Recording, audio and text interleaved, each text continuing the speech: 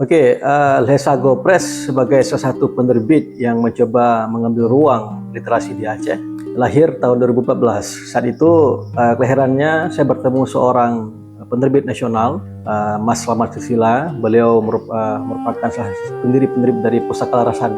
Jadi Pusaka Larasan itu datang ke Aceh, kemudian menerbitkan beberapa buku-buku sejarah Aceh yang sebagian sponsornya itu dari Arti dan Ikayos, buku-buku yang cukup berkualitas.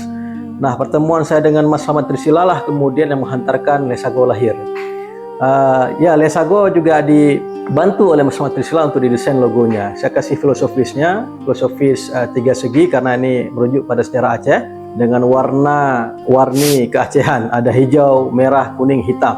Ini kalau kita lihat beberapa tempat di Aceh cenderung sering memakai warna ini yang punya simbol-simbol dan makna-makna di balik warna-warna tersebut.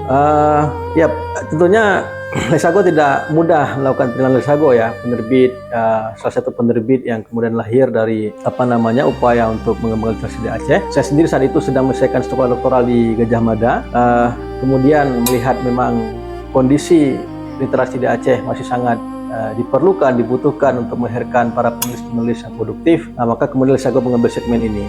Di antara buku Lesago itu yang paling banyak itu dominan adalah buku sejarah dan kebudayaan genrenya.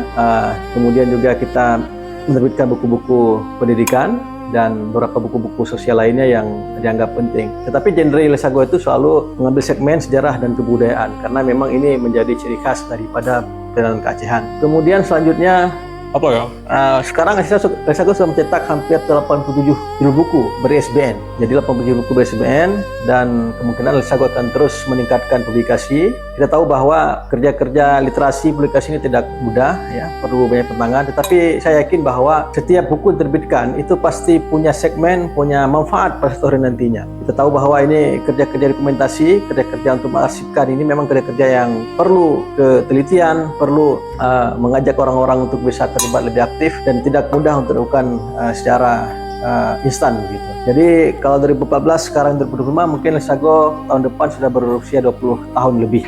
Jadi itu memang pilihan yang cukup menarik ya. Di sela kerja saya sebagai seorang dosen, saya mencoba membangun penerbitan agar kemudian Aceh punya warna dari berbagai literasi yang sedang kita kembangkan. Ya, saya pikir itu saja. Lesago Press tentu mengundang para teman-teman untuk terlibat menulis atau publikasi. Silahkan kita buka ruang, kita buka pintu untuk terlibat bersama-sama menulis di lembaga Lesago Press. Sekian, terima kasih. Mudah-mudahan Lesago Press terus berkibar dan menjadi obor bagi peradaban cahaya Aceh di masa yang akan datang.